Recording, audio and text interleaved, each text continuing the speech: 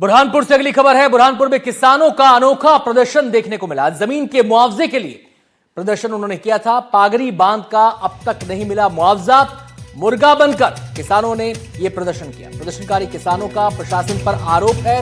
उन्होंने कहा कि कई बार हम प्रदर्शन कर चुके हैं, कई बार हम अपनी मांगे सामने रख चुके हैं, लेकिन मुआवजा आज तक नहीं मिला। तो आखिरकार उन्हें इस अनोखे तरीके को अपनाना पड़ा। मुर्गा बनकर अपनी मांगों के लिए उन्होंने आवाज बुलंद की है।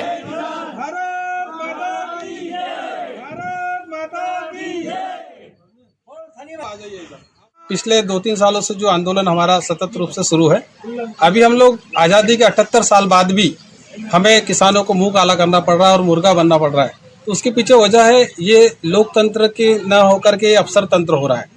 78 साल बाद भी लोगों को अपने मुंह पे, किसानों को अपने मुंह पे काला लगाना पड़ रहा है, मुर्गा बनना पड़ रहा है। तो ये अवस्था लाई है सरकार ने, अफसरों ने ये अवस्था लाई है। तो मुझे ऐसा लगता है कि इस पर कार्रवाई होनी चाहिए और न्यायोचित मुआवजा हमारे किसानों को मिलना चाहिए।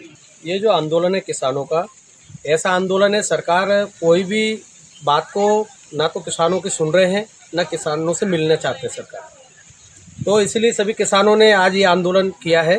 सरकार ने मुर्गा बना दिया, क्योंकि हमारा किसान होना गुनाह है क्या? उचित मुआवजा मिलना चाहिए हमको।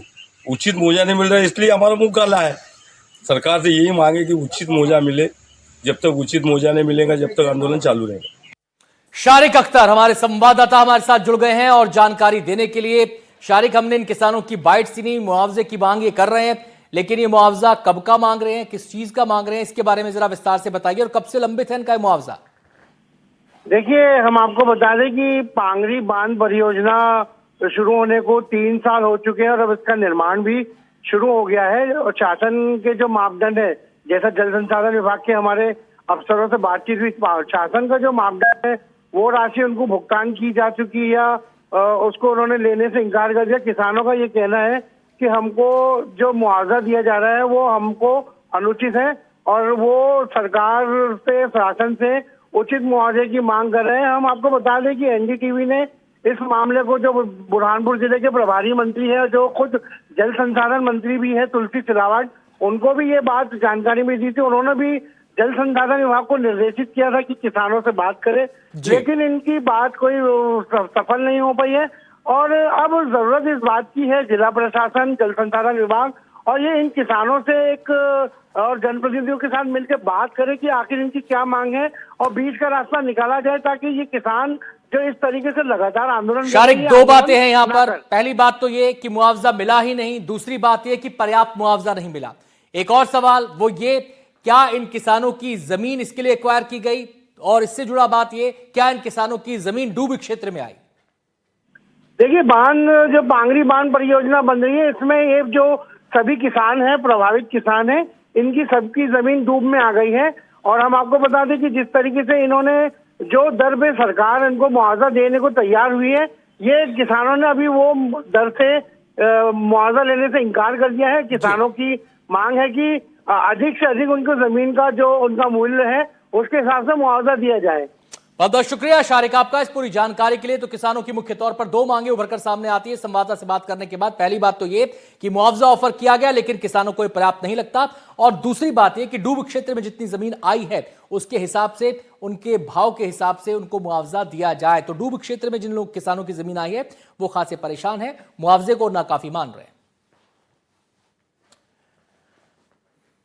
बात करेंगे मंडला की। मंडला में मध्य प्रदेश बुलंद आवाज नारी शक्ति के बैनर तले आंगनवाड़ी कार्यकर्ता सहायिका संगठन ने विरोध प्रदर्शन किया।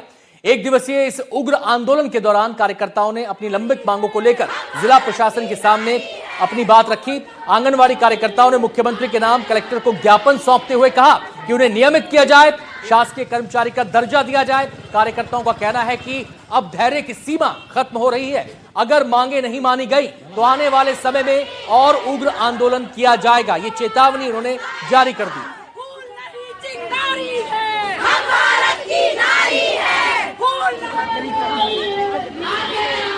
75 सालों से हम लोग आईसीडीएस में काम कर रहे हैं, लेकिन अभी तक हम लोगों की जो मुख्य मांग है नियमितीकरण को लेकर, अभी तक हम लोगों को सरकारी कर्मचारी का दर्जा प्राप्त नहीं हुआ है, जो कि बहुत ही ज्यादा दुखद है।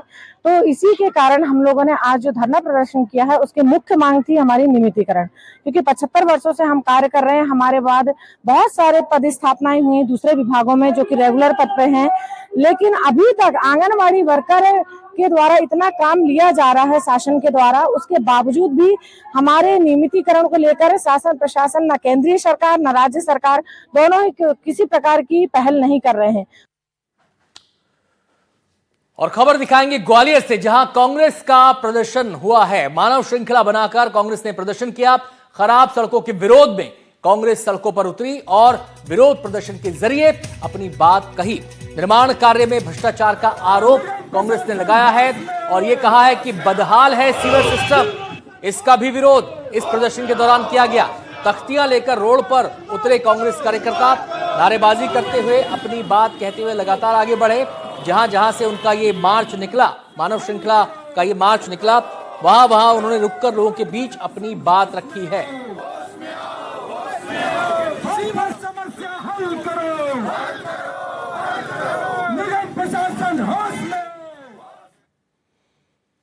खबरधार से यहां एक किसान के घर में भीषण आग लग गई और घर में रखा लाखों का सामान जलकर खाक हो गया। 22 क्विंटल कपास भी जलकर राख हो गई। आसपास के लोगों ने आग पर काबू पाया। टांडा इलाके के छतवानी गांव की यह घटना है। तो तस्वीरों में आप देख सकते हैं कितनी भीषण ये आग थी और जैसे कि हमने आपको बताया 22 क्विंटल कपास यहां पर रखी थी और कपास अगर रखी हो, आग की चिंगारी वहां पर भड़क जाए तो फिर बहुत तेजी से आग फैलती है। यही शायद यहां पर भी हुआ। कोशिश की गई यहां पर तमाम कि आग को बुझाया जाए, लेकिन इस आग में पूरी तरह घर जलकर राख हो गया। लाखों का सामान इस किसान का इसमें राख में तब्दील हो गया।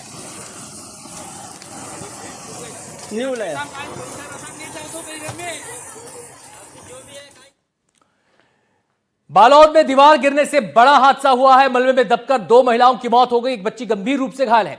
डौंडी थाना इलाके में यह हादसा हुआ। ईंट भट्टे में काम करने गई थी महिलाएं, पानी टंकी की दीवार ढहने से यह हादसा हुआ है।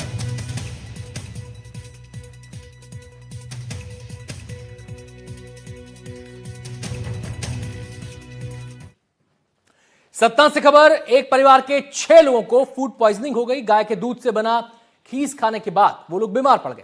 सभी लोगों को उल्टी दस्त हुई और उसके बाद अस्पताल में उन्हें भर्ती कराया गया। रामपुर बघेलान के लामी करही गांव का यह मामला है।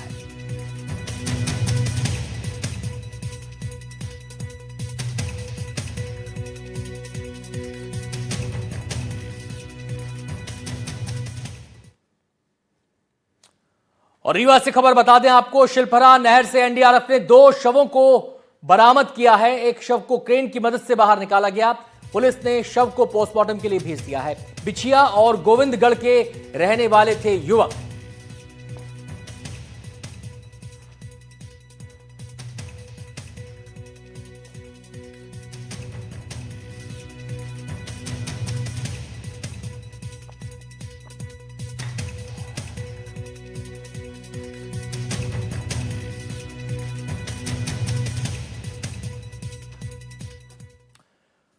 और इंदौर से खबर आपको बताते हैं, प्रदेश कांग्रेस अध्यक्ष जीतू पटवारी को कोरोना मामले में बड़ी राहत मिली है। इंदौर कोर्ट ने पटवारी, चिंटू चौकसे को बरी कर दिया है। कई और कांग्रेसी नेता को भी कोर्ट ने बरी किया। सोशल डिस्टेंसिंग का पालन नहीं करने का इन पर आरोप था। महामारी के दौरान भीड़ एकत्रित करने का इन पर इल्जाम लगा था।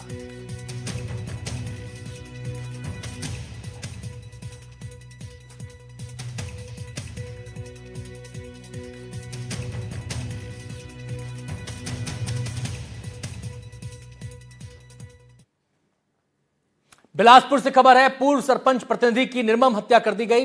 अज्ञात हमलावरों पर हत्या का आरोप है। मनबोध यादव के सिर पर हथियार से कई वार किए गए। धारदार हथियार से वार कर हत्या को अंजाम दिया गया। मृतक की